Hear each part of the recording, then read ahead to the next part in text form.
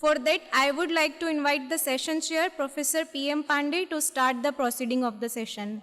Professor P.M. Pandey, please come and join. Okay, so a very good afternoon and warm welcome to this Professor A. Bhattacharya Memorial Lecture on modeling and simulation of manufacturing processes for achieving sustainable development goals by Professor U.S. Dixit. And we all know Professor Dixit is a very popular faculty member and a manufacturing faculty in our country. Professor Dixit, let me briefly introduce, and I am really delighted to tell about Professor Dixit. He is presently professor at the Department of Mechanical Engineering, and he is also heading a center about this Indian knowledge systems at IIT Guwahati. He did his BE degree from mechanical engineering from IIT Roorkee, formerly known as University of Roorkee, in 1987, and after that he was working for 2 years with HMT Limited, and lately he did his master's and PhD from IIT Kanpur.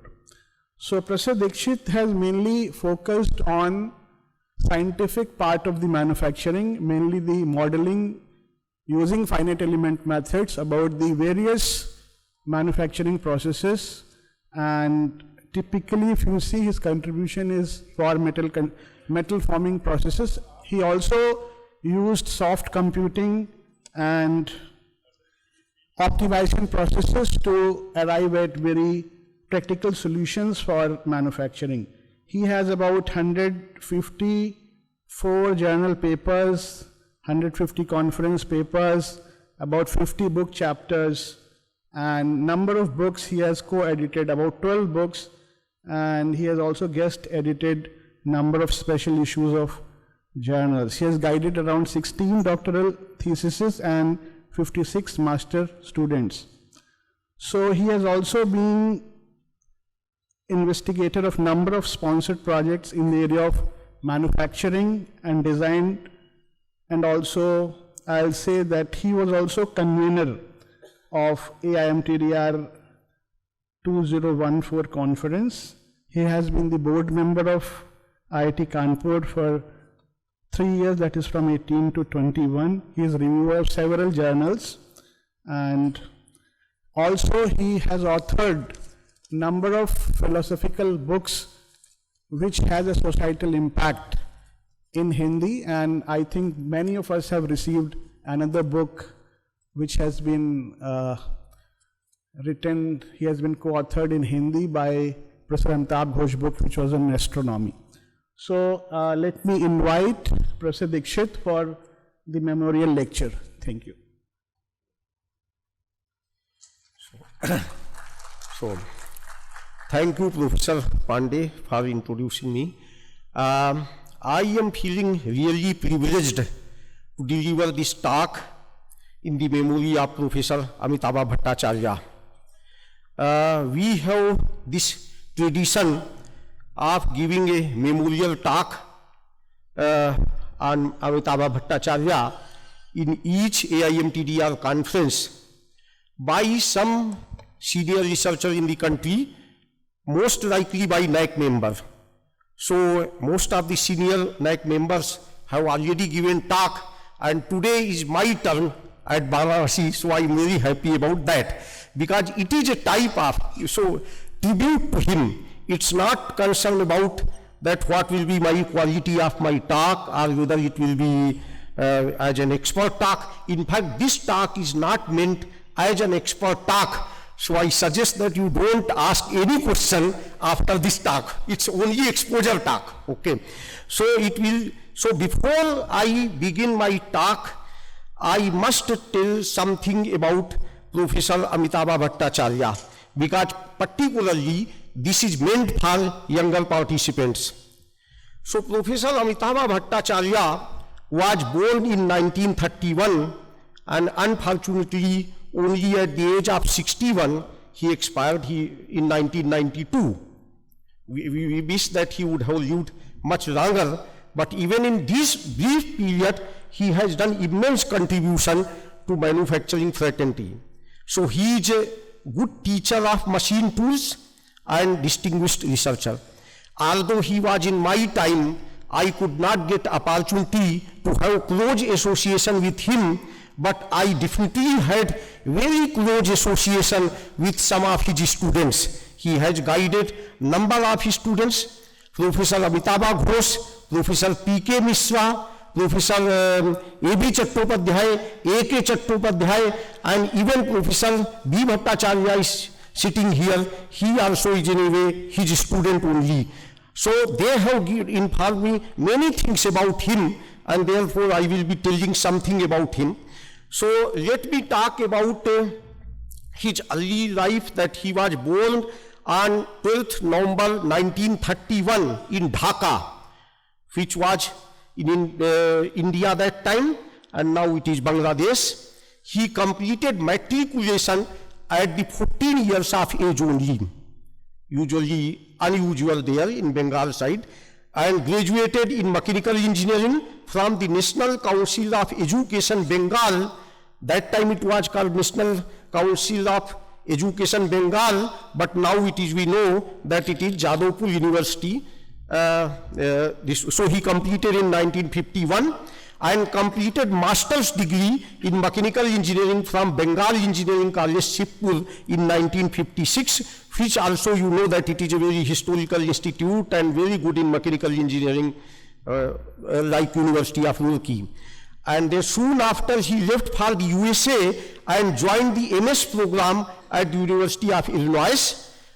After doing MS, he was getting offer for PhD, but he was of a very patriotic nature, so he did not want to do. He said that I will not do my PhD under the guidance of a foreign person. I want to work under the Indian. So he came and he worked with Professor Gopal Chandra Sen. By the way, Gopal Chandra Sen is also a very renowned figure in manufacturing, and I was told that he was the batchmate of Merchant. That Merchant circle diagram in machining we always teach.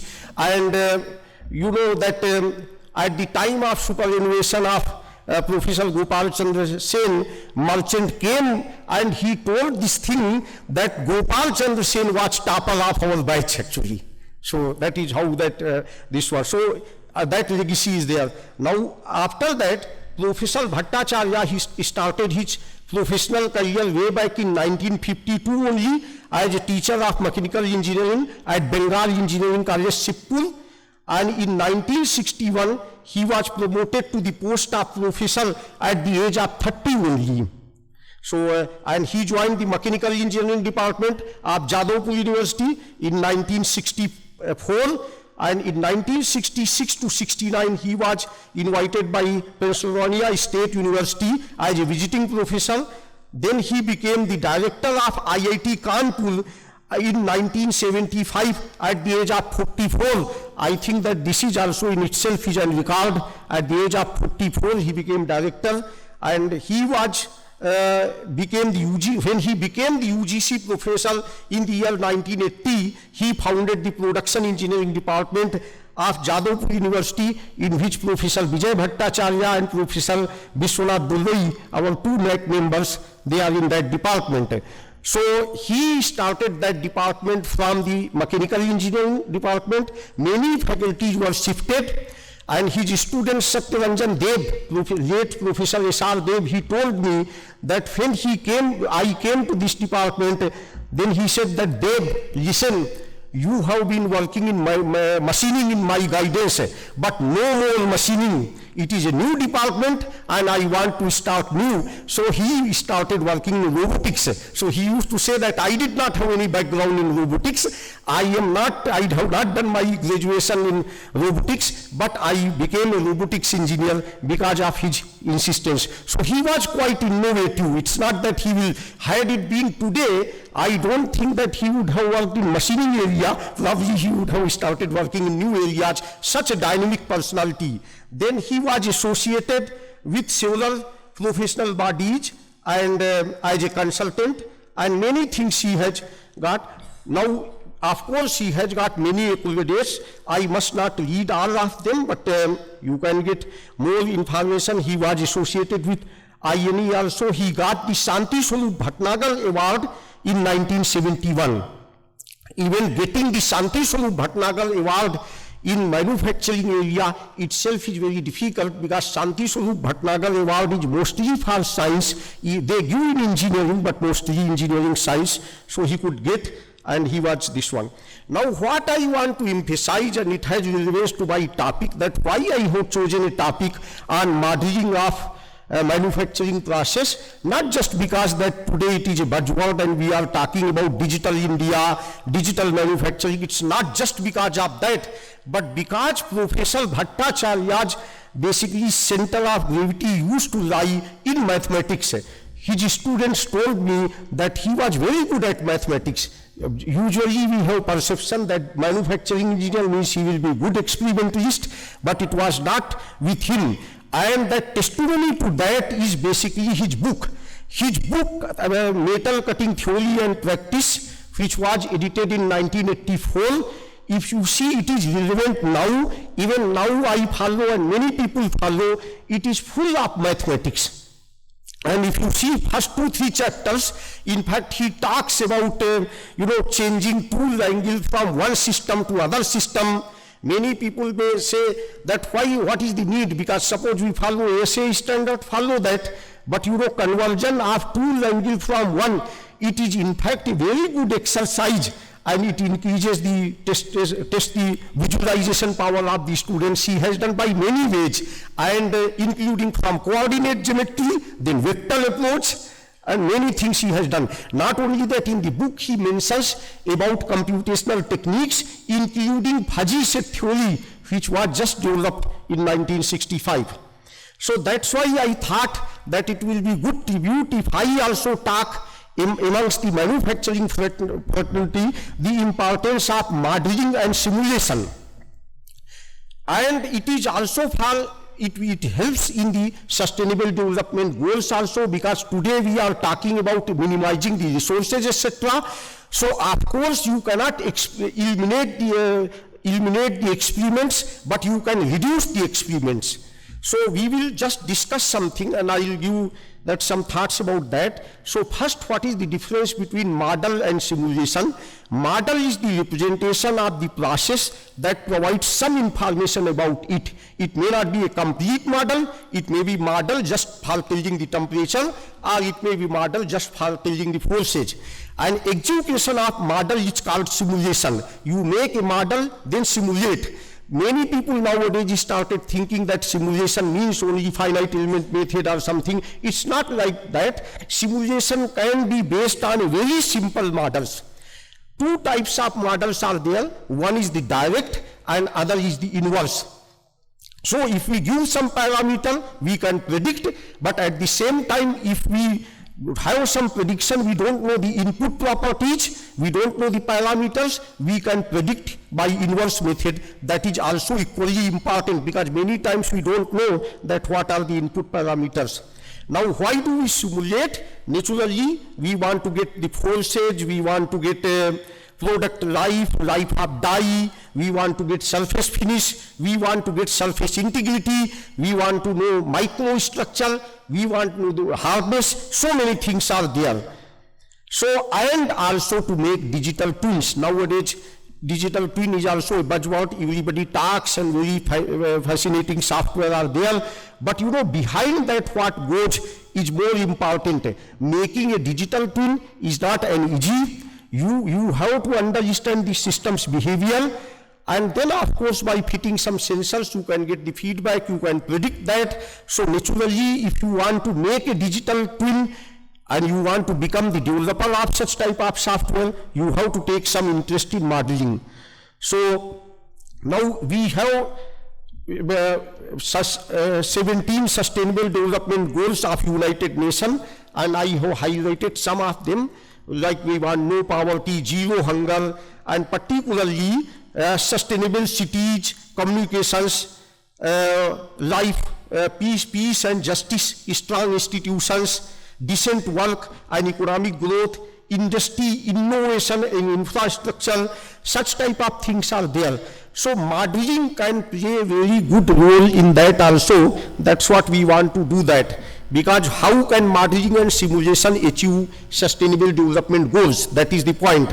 So first is that reduction of energy requirement through optimization. Lot of time we say that people are wasting energy. In fact, I will not give any practical example because people talk about that because it will be too trivial. But I see that in computational domain itself, people do simulation, say that, sir, I have done the simulation and I waste 20,000 notes. I said, what was the need to do 20,000 notes? This can be simulated in 20 notes only. So this is also wasted of resources. The things which can be done in 1 hour, you are simulating for 50 hours. This is also waste.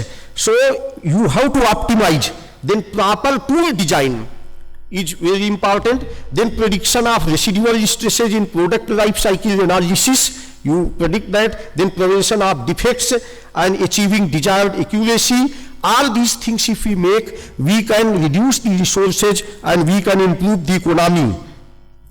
Now finite element method no doubt has become one of the most versatile tools of modeling in the last 5 decades.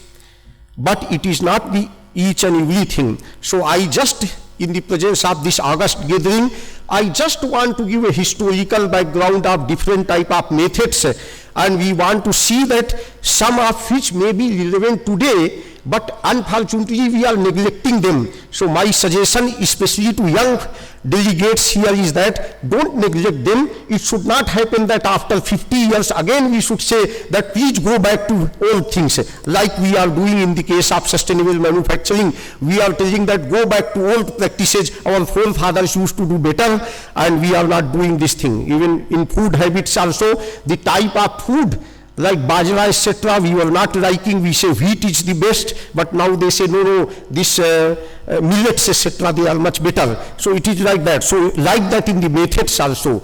So let me say that today it is December 1923, and to my knowledge the first application of analytical technique using some differential equation was done in 1923 in the modeling of a forging process. So in the metal forming they make forging, and a Siebel he did in 1923, then T. von Karman realized in 1925, and Sachs used in analysis of wire drawing in 1927. So in those days, lot of simple models, especially differential equations, were developed. So in this slab method, why it is called slab, just take a simple slab and then you set up, make the force balance, and you can get the equations. So what I am telling that although the methods are quite old, but even in 2000 they have been used for modeling of the process like asymmetric rolling, and you make not only one differential equation, but you can make 2-3 differential equations, and they can be solved by this methods. So what happens that you make the differential equation, solve this, and this gives the better physical insight of the process, which often FEM doesn't give. Then there was another method which became very popular around 1940s and 50s, and that was strip line method. Strip line method is mostly for planar problem. It is very good method. Here what happens that you basically set up some equations based on the yield criteria, equilibrium equations, and then rules of plastic flow, and then you solve them. You get some lines, characteristic lines, which are basically strip line. In that directions there is a maximum shear stress. So it will give you better visualization that how your metal is flowing. So lot of work using strip line theory was done in the area of metal forming and also in the area of machining. So you get this type of equations, and say suppose you are doing punch indentation. So you make a strip line, that material is basically deforming along maximum shear directions, then what will be the maximum stress and all those type of things. Then Lee and Sheffel Merchant actually gave his solution in 1941, which still occupies most of the textbooks, although that model is very, very crude and probably is of not much importance and often can mislead. So lot of people have worked later on, like Lee Safar gave slip line field method, which was in 1951, and this was used. And even now, there are some researchers who are writing very good papers using slip line, like there is one paper, Theoretical Prediction of Machining-Induced Residual Stresses in Three-Dimensional Oblique Milling Process. It is published in International Journal of Mechanical Sciences in 2017. So what I am telling that about to young researchers, that although this method might have become somewhat obsolete because of some limitations, it is useful for plane strain, but it is essential to know, because in order to understand the work done by other researchers, and simply because it provides better visualization of the process. Then there was very good technique was used in about 67 and about 70s, in this decade of 60s and 70s. Avijul was one person who wrote many papers on that, and similarly others. That is called upper bound technique. Upper bound technique will not give you the true solution, but it gives the upper bound on the maximum force. So you can know that this will be my maximum force, force cannot exceed that. So advantage is that most of the time our these packages, they work like black box. Whether you use finite element or you use neural network, they are like black box, and many times people get the data which they cannot ascertain that whether it is correct or not. But if they use these type of techniques, they can know that yes, this is possible. Similar type of theorem, you have got a lower bound theorem, which tells that what is the lower bound on some of the forces. Then there was one technique very popular in 60s, that was visioplasticity technique, that in that you make the actual grid on the metal. Even now people who are working in the sheet metal forming, they do the formability study. Sometimes they make the grids and they see the deformation pattern, and then they can predict the formability. But as you know, before my talk, Professor V. Radhakrishnan was telling about many disruptive technologies and how the concepts change. Visioplasticity technique also lost its importance because of the finite element, because here you have to make the actual grid, you have to make a mesh, deform this, and see that now the same thing is done by this computer simulation and this one. So since 1970s, finite element has become very popular in manufacturing, and manufacturing area was also quick to predict, because it was basically technique was developed in 1960s for stress analysis, but manufacturing people started using it since 1970 or so. So you have to, main thing about finite element method is that you have to have differential equation. Many people just talk about, okay, I have got a package, sir, I have done in COMSOL, I have done in Abacus. That is not the answer. You have to understand the differential equation. If differential equation is not correct, your FEM simulation will not be correct. If input parameters are not correct, it will not be correct. So there are many techniques of the finite element analysis. I will not go in much detail, that Lagrangian formulation, and the updated this one.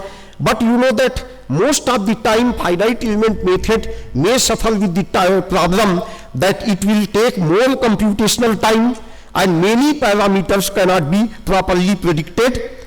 And so I just want to highlight one or two things here, that we have to solve these equations, but solving the equation itself becomes the challenge. So there are many techniques, and we have got different pros and cons. This work is what I have shown is based on my PhD thesis in 1996 for youngsters' sake. So I would tell that this was the mesh size which I used and which was giving very good result. Now I am surprised that why you are using so many grid size and all that type of things. So this was code developed by me, and then subsequently Professor N.V. Reddy and others are here. They also have used. Professor Pandey, he also used to work with us at IIT Kanpur. So we had many issues. So I produced some results which were not which were giving quite good result compared to the what was available in the literature. The error got drastically reduced, but even then it was significant error. Then later on I combined finite difference technique with finite element technique, and then we got some better results. These results are shown here. And now, so yeah, these are some results which we got. Now one point I just want to tell, that in finite element method, when you obtain primary quantity, like finite element will tell displacement at each and every point, but based on that data, you want to find out other parameter. You want to find out stresses, and based on the stresses, you want to find out defects also. So that is called secondary processing. So here lot of skill and physical insight is needed. Like for example, I was doing one process of wire drawing, material is passing through a die. Now you can find out the interfacial stress, but that can be done two ways. You can integrate the stresses there, you can directly find out, or you can use the formula Ts is equal to mu times Tn. So we have to understand that which method is better, and then we have to do. If you have not used the proper technique, then results will be totally wrong. I have picked up that from some paper, that this type of result, that this result is telling about that how the roll torque is changing with friction. It is based on the finite element analysis. Now the author is showing that as the friction increases, torque is increasing, which is quite expected, but after that, his torque started decreasing. So I simulated this type of thing. This is a clear case of only numerical error. It is so, and if you don't compute, so when I was doing PhD, I used the innovative idea. I said, why do we find out, how do we integrate forces? I will not integrate the forces, I will not find torque by that. Instead, I find the total energy. Total energy is integration. And stresses means you have to differentiate something. If you integrate, then error reduces. So I said that total energy and divided by omega, power is P is equal to T into omega, then torque is much better. In that case, it is a robust method, and you will never get any mistake, because it will be integrated, means you have to integrate. Sometimes what happens, that in a particular area the stresses may not be accurate, but overall if you integrate, your results will become okay. So this type of things people have to do. That's what I am telling, that you have to be innovative in thought, and probably analytical modeling should still be done to visualize such type of things. Similarly, when we got some results like that, when we found that there are some strain contours I am plotting, and I am finding huge difference in the strain rates at two places. At the bottom it is, the figure is only 0.09, but at the top it is 25, this one. So then I got the idea that this means that there is so much variation in the strain rate, and therefore it may cause defect in the material. And then I made something that there we can establish the correlation between central bursting defect in the drawing or something. Similarly, we got many ideas about, suppose we have temper rolling in industry. Sometimes we do temper rolling. Temper rolling is a process that, suppose you take a sheet may be very soft, and it may show yield point phenomena. So what we do that, we just give a small reduction to that, and purpose is not to produce anything, but to produce the hardness. So such type of process can be modeled, and we can get many insight of that. Now in all manufacturing processes, I would tell to young persons that there are many unsolved academic problems in manufacturing domain, and one is of course the friction.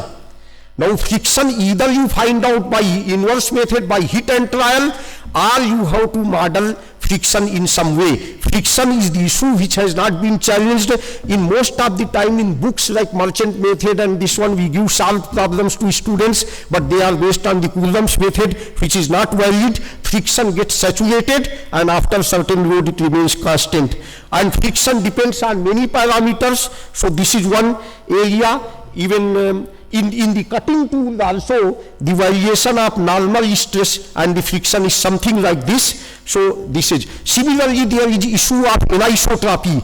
All these type of things now they can be modeled by stresses. Then comes the concept of residual stresses. I must tell before this August gathering that residual stress determination in machining particularly, and also in metal forming and other areas also, is still an unsolved problem.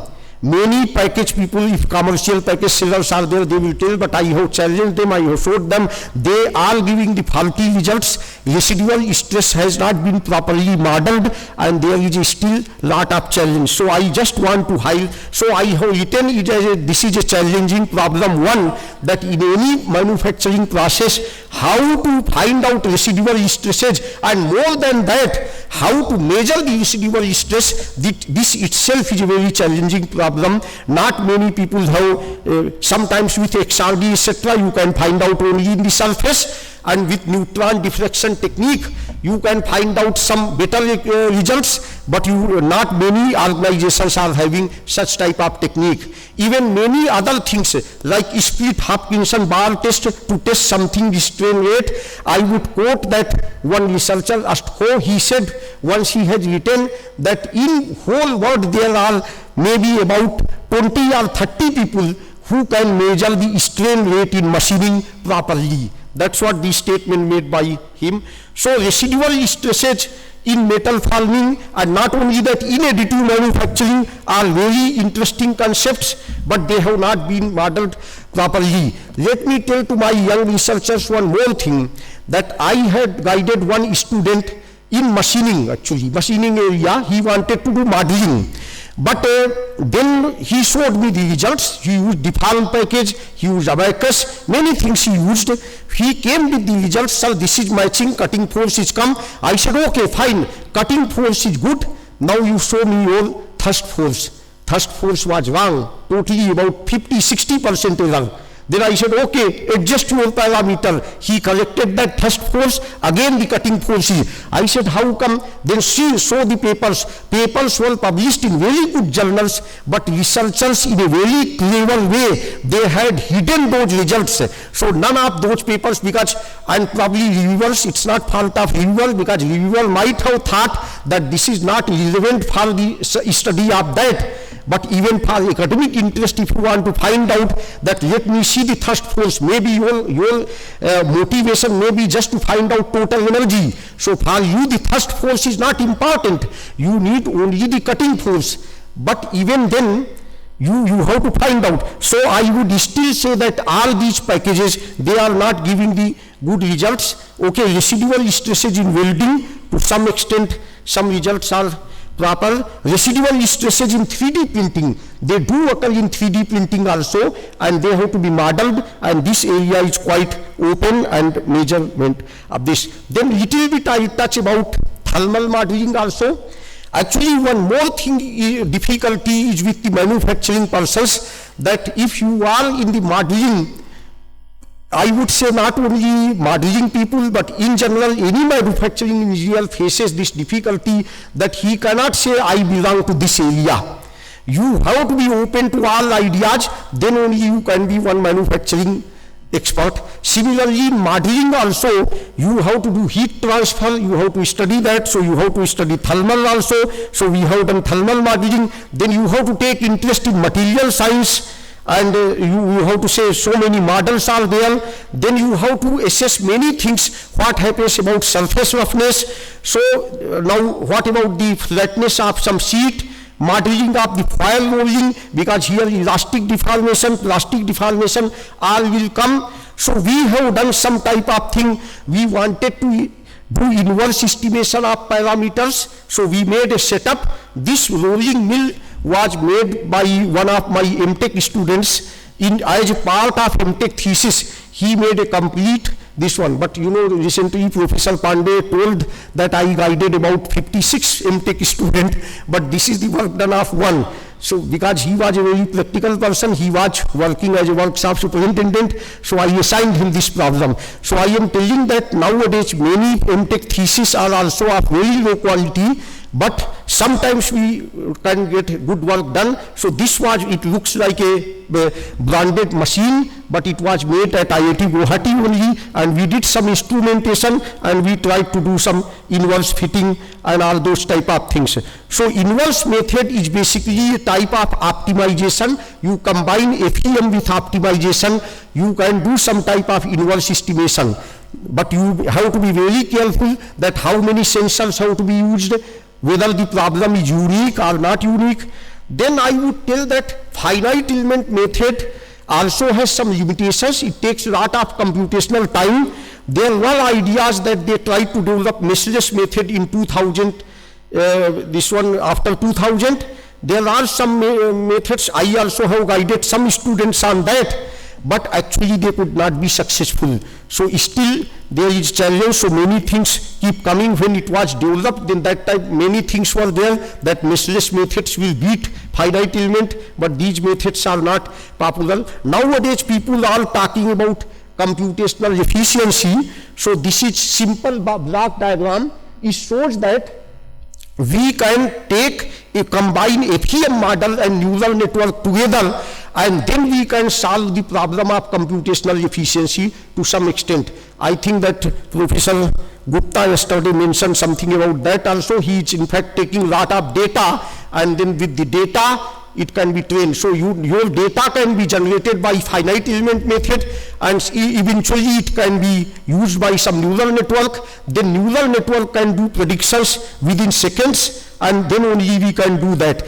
And we can use a lot of AI based methodology also to do the things. This graph shows that this one idea that in fact which I implemented in simplistic type of problems, that many times we do the things by hit and trial.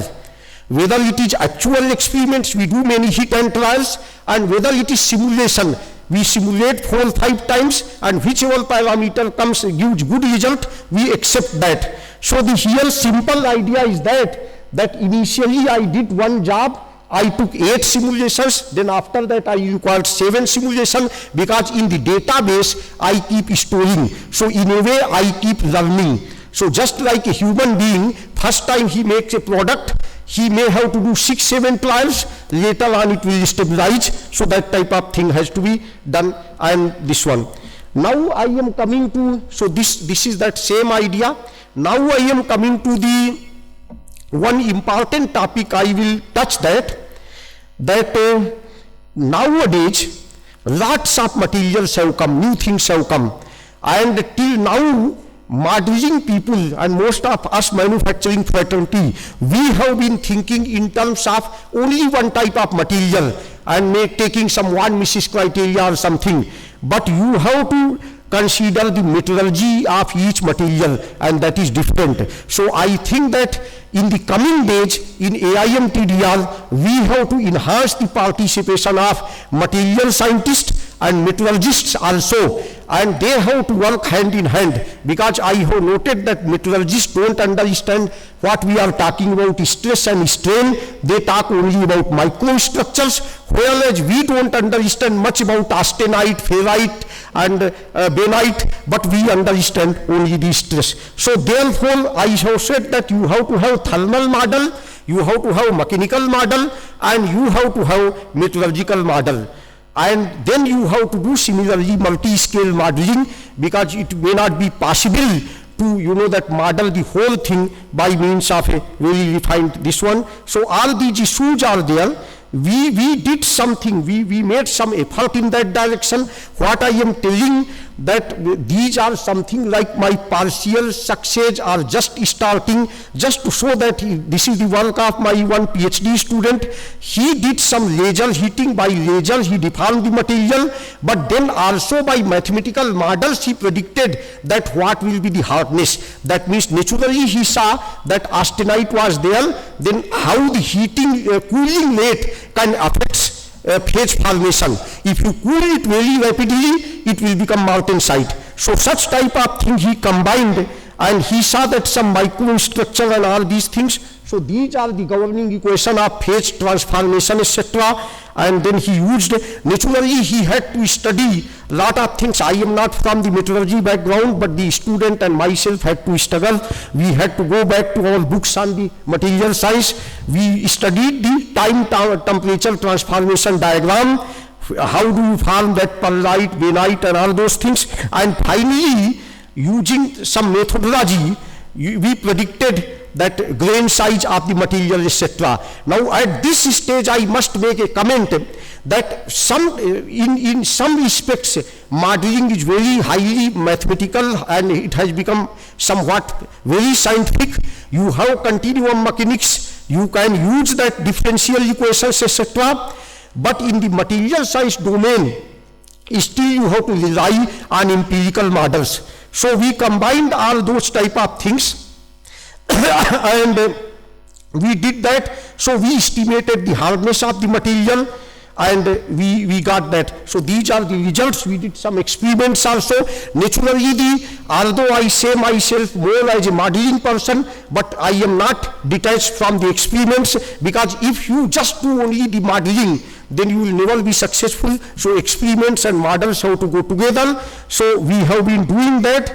And then what happens that, so we have, so let me talk about generally about something about machining also, because my most of the work has been in the area of metal forming, be it conventional type of rolling or forging, or even I did the by heating by the laser and deforming by temperature.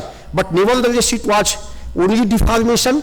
Machining, laser machining is also very common, but I did not attempt myself because it was already saturated.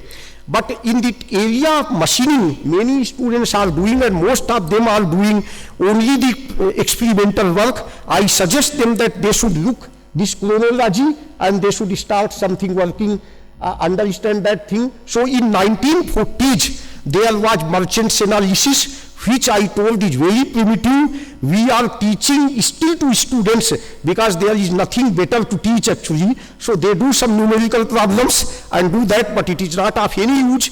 1950s we used strip line field solution, and 70s we used finite element method. And then 1990s we started doing mechanistic model and soft computing. Mechanistic model is something like half analytical, half experimental, and in 2004 some Atkins gave some new model, and in new era we are using molecular dynamics and crystal plasticity finite element, this one. So I will tell briefly about 1 or 2 minutes on molecular dynamic simulation and crystal plasticity for FEM. But I want to show you an interesting slide. We simulated friction stir welding process also by FEM. So this is what we have done, but we were taking a lot of time. Then I said to my student, why you are taking so much time? Now you just see that these are the data that what other researchers also have done. Plunging times, this process takes 3 hours, and total the dwelling was 3 hours. Total simulation time was 14 hours, 15 hours. If you want to get one set of result, then it takes that much time. So naturally the challenging problem too is that how to reduce computational time. Many of these processes will take a lot of time. Now new simulation methods are there. Molecular dynamics is very big way. I would say that it can be applied for any case. It can be applied for additive manufacturing, it can be applied for coating, any type of thing, but main problem, and it is based on Newtonian mechanics only. You just write the equation for each and every atom. But type of problems we are solving nowadays, they are just like toy. If you want to do that complete simulation of a machining process, even today it will take about 1000 years. So many times they apply the artificial techniques like artificially increasing the strain rate. So they will obey. Crystal plasticity FEM can be somewhat faster. It is based on the crystal plasticity. It uses the concept of dislocations, grains, etc. Treats crystal as anisotropic, and it does that. But you know that so we have some case studies, we compared some 2 methods, but then I am just telling you some points here. Okay, maybe 2-3 more minutes I'll take. That is, molecular dynamics is useful when underlying deformation mechanism is not well understood. So in manufacturing area, the domain is quite open. You can explore that. We should not just give up that, but at the moment they may not give any practical results, but they give fundamental insights of deformation process, and no prior knowledge of system evolution is needed. Crystal plasticity methods are quite efficient, but what you have to do, you have to understand material science also. If you have FCC material, modeling will be different, HCP material, it will be different, and like that. And capability to investigate individual deformation mode and expertise. So this is mostly of the this one, so it uses many empirical equations and FEM concept, but it can be faster. So we have to think about that, how to use, maybe you have to use the multi-scale type of approach. In some portions molecular dynamic simulation can be done, and in some portions this one it can be done. So we have, I have told you that something about capability, difficulties. What I want to give that message in this talk, there is not enough time, of course, to tell about molecular dynamic simulation and crystal plasticity FEM, but one news is of course there, that if you want to work in molecular dynamics, from the Google you can take ready-made software also, open access software are there the things can be done. But if a student does without understanding, it will be very catastrophic. And the scope is wide open, and till now, in fact, researchers will always present and they say many capabilities of crystal plasticity FEM and molecular dynamic simulation, but there are lots of limitations, and we are not even up to 10% of our target. So this much I wanted to say, and thank you very much for this one. Okay. Yeah. Okay, so thank you, Professor Dixit, for your very interesting talk, which started from the evolution of manufacturing, and you took up to the heights of crystal plasticity and also crystal finite element method. Now, if there are any questions from the audience, or no questions? Okay, so let me thank everyone, including Professor Dixit, for his wonderful lecture. So, thank you, sir, for such a wonderful lecture. Now I would like to invite our session chair to felicitate our keynote speaker.